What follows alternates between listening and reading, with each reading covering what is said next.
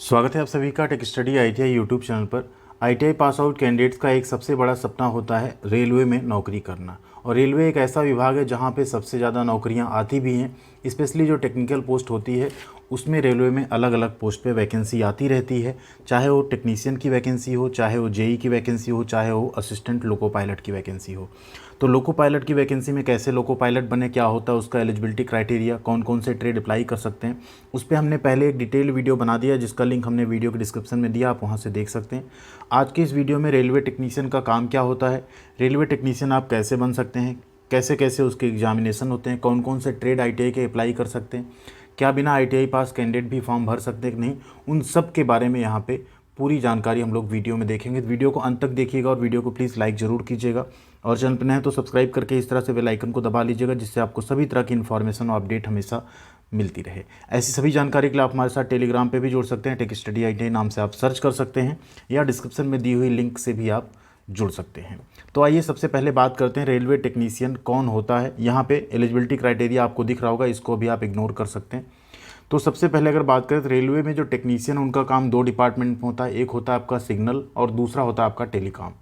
जिसमें जो signal department या टेलीकॉम अगर आप चूज़ करते हैं तो उसके अकॉर्डिंग आपका ट्रेड वगैरह भी रहता है, उसी के हिसाब से आपकी वैकेंसी होती है, जिसमें इंडोर और आउटडोर दोनों वर्क होते हैं। अगर देखा जाए जो सिग्नल डिपार्टमेंट इसमें जनरली आपके आउटडोर वर्क्स होते हैं, और जो आपका टेलीकॉम सेक्शन है, टेलीकॉम सेक्शन अगर आप चूज़ करते हैं जनरली इसमें आपके जो इंटरनल वर्क रहते हैं, जैसे आपका यहाँ पे कंट्रोल रूम का, कंट्रोल फ़ोन का, इन सब का आपका जो काम होता है वो आप करते हैं। रेलवे टेक्नीशियन जो होते हैं वो रेलवे के जो जेई होते हैं, जूनियर इंजीनियर्स होते हैं, और जो सीनियर सेक्शन इंजीनियर्स होते हैं उनके अंडर में आप काम करते हैं।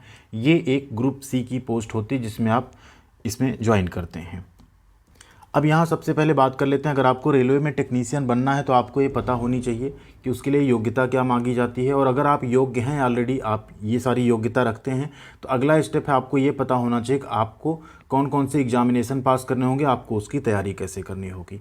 तो इसलिए यहाँ पे ये चीज़ पहले देख लेना ज़रूरी है। तो टेक्नीशियन अगर आपको बनना है तो सबसे पहले अगर यहाँ पे क्राइटेरिया, आपको 10th पास होना चाहिए, साथ में आपने ITI किया हो।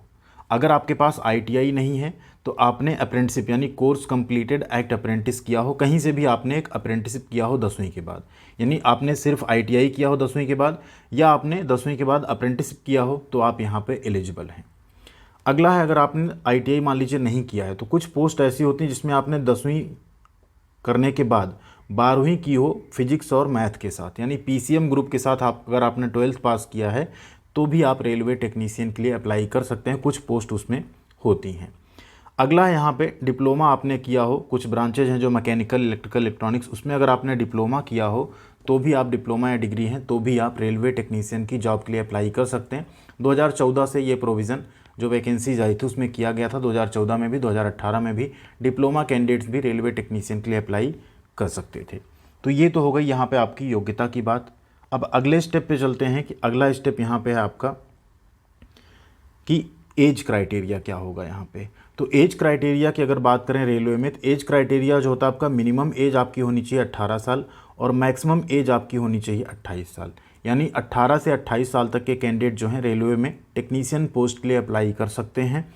एज रिलैक्सेशन की बात करें तो ये जनरल और EWS का एज क्राइटेरिया है।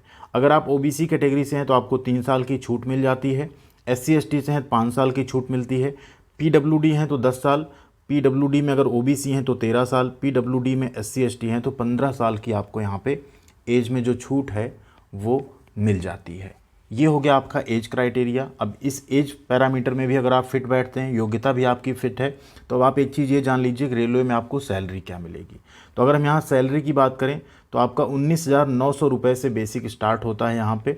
इसके साथ आपको अदर अलाउंसेस मिलते हैं। अब 19,900 में आपका डियरनेस अलाउंस होगा, आपका HRA होगा, आपके अदर अलाउंसेस होंगे, ठीक है। तो वो सब कुछ मिला के आपकी जो सैलरी बनेगी 28 से 30,000 रुपये इन हैंड, या इससे ज़्यादा भी आपकी बन सकती है, डिपेंड करता है कौन सा डिपार्टमेंट एंड कितने अलाउंसेस आपको मिल रहे हैं। तो सैलरी प्लस अदर फैसिलिटीज़ यहाँ पे काफ़ी अच्छी हैं। तो ये चीज़ आपको यहाँ पे क्लियर हो गया होगा कि रेलवे टेक्नीशियन को सैलरी कितनी दी जाती है। अब आगे एग्जामिनेशन पैटर्न देखें उससे पहले हम लोग बात करेंगे कौन कौन से ट्रेड के कैंडिडेट यहाँ पे रेलवे टेक्नीशियन में एलिजिबल होते हैं अगर आपने ITI किया है उस केस में।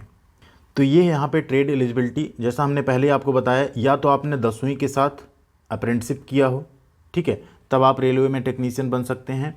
या आपने ITI या NCVT या SCVT से इन ट्रेड्स में, अब यहाँ ट्रेड का आप चाहें तो स्क्रीनशॉट ले सकते हैं, ठीक है, जैसे winder, armature, forger and heat treater, book binder, fitter, fitter structural, welder, carpenter, furniture and cabinet maker, plumber, pipe fitter, MMB, material handling equipment, electrician, mechanic, auto electrical electronics, wireman, ये trade हो गए।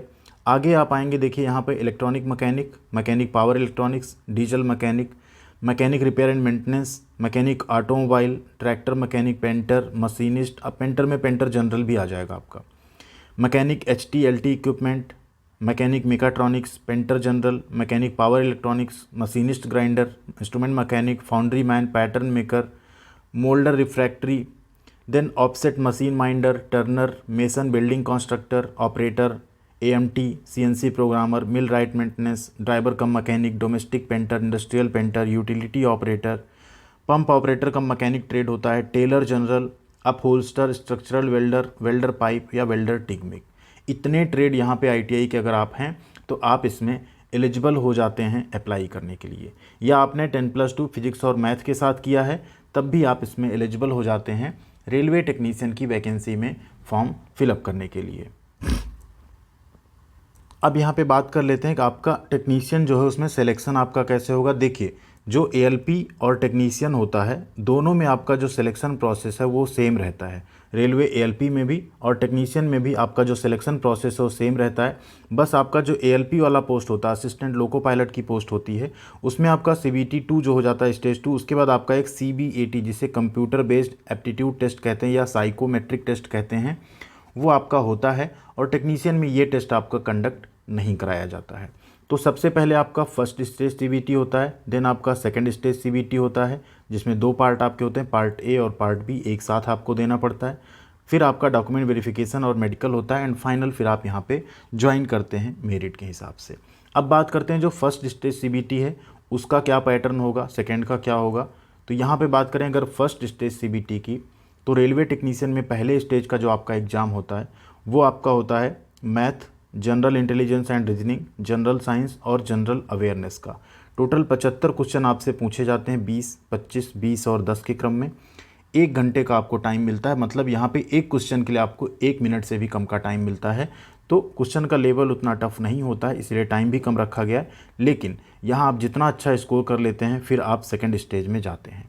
अब यहाँ पे qualifying marks रखा जाता है कि मिनिमम अनरिजर्व कैटेगरी में 40%, OBC में 30%, SC में 30%, ST में 25%। अब 40% का मतलब होता है 7 चौक 28 और 5 चौक 20, यानी मिनिमम आपको यहाँ पे 30 नंबर स्कोर करना होगा, तब आप कहीं जाके यहाँ पे क्वालिफाई कर पाएंगे फर्स्ट स्टेज को सेकंड स्टेज में जाने के लिए। लेकिन आपको 40% टारगेट नहीं लेके चलना है, या OBC है 30 या 25 का टारगेट नहीं लेना है, आपको मैक्सिमम स्कोर करने का टारगेट लेना है यहाँ पे, ठीक है।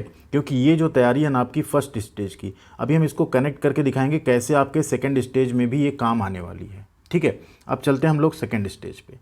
सेकंड स्टेज में देखिए आपका क्या होगा, एग्जाम 2 पार्ट में होगा, पार्ट A और पार्ट B। टोटल आपका 2.5 घंटे का एग्जाम होगा, 90 मिनट का पहला पार्ट और 60 मिनट दूसरे पार्ट में आपको मिलेंगे, ठीक है। अब इसमें देखिए, इसमें भी मैथ के 10 क्वेश्चन, जनरल इंटेलिजेंस के 25 क्वेश्चन, बेसिक साइंस के 25 क्वेश्चन, बेसिक साइंस और इंजीनियरिंग के 25 क्वेश्चन, जनरल अवेयरनेस के 60 क्वेश्चन, ठीक है। तो यहाँ पे भी जो 100 क्वेश्चन थे ना, उसमें से ये 40 क्वेश्चन, ये 10 क्वेश्चन, ये 25 क्वेश्चन लगभग आपके वही सेम रहे। आपको इन 25 क्वेश्चन को एक्स्ट्रा पढ़ना है। सिर्फ 75 क्वेश्चन आपने पीछे जो पढ़ा था उसी लेवल के आएंगे, तो आपको बहुत ज़्यादा मेहनत नहीं करनी होगी। सिर्फ आपको बेसिक साइंस और जो इंजीनियरिंग ड्राइंग आपका सब्जेक्ट होता है, जनरली उससे भी थोड़े क्वेश्चन पूछे जाते हैं, उसी के आपको यहाँ पे 25 क्वेश्चन पे एक्स्ट्रा मेहनत करनी होगी। तो पार्ट A आपका तैयार है, क्योंकि इस पार्ट A से ही आपकी मेरिट बनती, इसी से आपका सिलेक्शन होता है। अब पार्ट B क्यों इम्पॉर्टेंट है? पार्ट B आपके जो ट्रेड है, रिलेवेंट ट्रेड, उससे क्वेश्चंस पूछे जाएंगे, जिसमें टोटल 75 क्वेश्चन होंगे, 60 मिनट का आपको टाइम मिलेगा। लेकिन इसे क्वालिफाई करना ज़रूरी है। अगर इसमें आप पास नहीं करते हैं, इसमें सबके लिए पासिंग मार्क सेम रखा जाता है, इसे आप पास नहीं करते हैं तो इसमें आप भले 100% रिजल्ट ला दें, आप आगे नहीं जा पाएंगे, ठीक है। अब बात करें क्राइटेरिया की, तो पार्ट A में जो आपका पासिंग मार्क रखा गया मिनिमम, वो रखा गया अनरिजर्व के लिए 40, OBC के लिए 30%, SC के लिए 30% और ST के लिए 25%। अब यहाँ पे क्योंकि 100 नंबर है, 100 क्वेश्चन का पेपर है, तो 40 नंबर मिनिमम आप लाएंगे जनरल में, तब आप क्वालिफाई कर पाएंगे। बट पार्ट बी सभी के लिए 35% रखा जाता है, चाहे आप जिस कैटेगरी से बिलोंग करते हो, इसमें कोई रिलैक्सेशन नहीं है। यानी यहाँ आप मिनिमम 35% अगर नंबर ले आते हैं तभी आपका पार्ट ए वाला जो नंबर है वो कंसीडर किया जाएगा और इसी से आपकी मेरिट बनाई जाएगी, जिस पे आप फिर फाइनल सेलेक्ट होंगे, जो सीटें हैं उस पे आप सेलेक्ट होंगे, फिर आपका मेडिकल व डॉक्यूमेंट वेरिफिकेशन होगा और आप फिर ज्वाइन कर पाएंगे। तो यानी कि आपकी ये तैयारी बहुत ज़रूरी है, लेकिन ये भी तैयारी उतनी ही ज़रूरी है अपने ट्रेड थ्योरी की, क्योंकि अगर इसे आप क्वालिफाई नहीं कर पाते तो आप कितना भी यहाँ प्रयास कर लें, ये आपको फिर आगे नहीं जाने देगा। तो इसकी तैयारी साथ में और इसकी भी तैयारी आपको साथ में करनी होगी।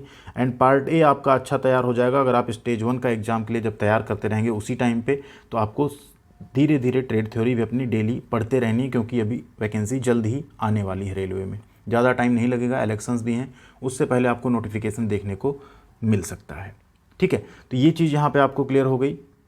और इन सब की तैयारी के लिए जल्द ही हम आप सबके लिए यूट्यूब पे भी फ्री में लेक्चर्स भी आएंगे, साथ में आप सबके लिए हम कुछ मॉक टेस्ट भी ले आएंगे, तो उसके लिए आप लोग ज़रूर चैनल से जुड़े रहिएगा, आप सबको पूरी हेल्प ज़रूर मिलेगी हमारी तरफ से। अब आगे बढ़ते हैं। आगे हमने ट्रेड की चर्चा कर ही ली थी, यहाँ पे आपको ये क्लियर हो गया सेकंड स्टेज फर्स्ट स्टेज के एग्जामिनेशन क्या होते हैं। एंड अगर मेडिकल स्टैंडर्ड की बात करें, थोड़ा बहुत आपको मेडिकल स्टैंडर्ड के बारे में भी पता होना ज़रूरी होना चाहिए, क्योंकि जैसे आप सेकंड स्टेज में सेलेक्ट होते हैं फाइनल, फिर आपको मेडिकल के लिए बुलाया जाएगा, जिसमें आपके पास कलर ब्लाइंडनेस नहीं होनी चाहिए, साथ में ब्लड टेस्ट व एक्सरे भी आपका होता है। स्टूडेंट्स जो भी आप अप्लाई करेंगे, आपकी जो आँखें हैं 6/6 होनी चाहिए, ठीक है। एंड आपके कान वगैरह में किसी तरह की समस्या नहीं होनी चाहिए, तो जनरली आप मेडिकल में फिट ही रहते हैं।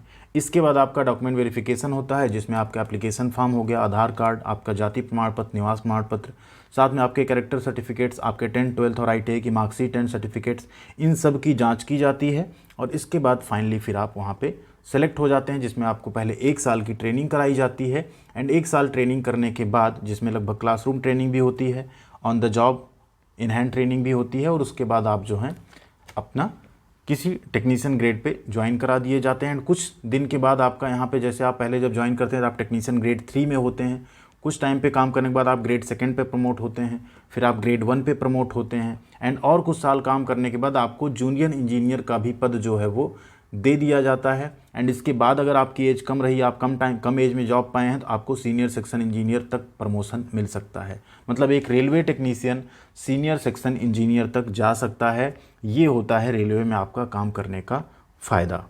तो जानकारी कैसी लगी रेलवे टेक्नीशियन की, कैसे बने रेलवे टेक्नीशियन, क्या अभी आपको पूरी क्लैरिटी आ चुकी है? नहीं, अगर आ चुकी होगी तो अब बस अपना मन बना लीजिए, अपना लक्ष्य निर्धारित कर लीजिए। अगर आपको रेलवे में जाना है, टेक्नीशियन या ALP की नौकरी पानी है, तो अभी से तैयारी में लग जाइए, क्योंकि जब वैकेंसी आएगी ना, उसके बाद टाइम आपको कम मिलेगा। अभी से अगर आप लगे रहेंगे तैयारी में, तो फिर उस टाइम पे आपको ज़्यादा मेहनत मशक्क़त नहीं करनी होगी और आप आसानी से ये जॉब एक ग्रैब कर पाएंगे। और आप सबको पता है, आपकी एक नौकरी आपके पूरे परिवार को अच्छा एक लाइफ दे सकती है, अच्छी ज़िंदगी दे सकती है। तो उन सब को लेके आप मोटिवेट होइएगा। आपको बाहर से मोटिवेशन की ज़रूरत नहीं है, अपने घर वालों को देख के आप मोटिवेट हो सकते हैं। उनको एक अच्छी ज़िंदगी देनी, खुद की एक अच्छी ज़िंदगी रखनी है, तो आपको अपने आप मोटिवेशन मिलता रहेगा पढ़ने का। थैंक यू वेरी मच, ख्याल रखिएगा अपना। मिलते हैं अगली अपडेट के साथ अगली वीडियो में। वैसे तो हमने कोई पॉइंट यहाँ पे छोड़े नहीं, बट फिर भी आपका अगर कोई डाउट बचता है तो आप लोग कमेंट करके ज़रूर बताइएगा, कि हम उस पर आपका तो रिप्लाई दे सकेंगे, या हम कोशिश करेंगे उस पर भी आपके लिए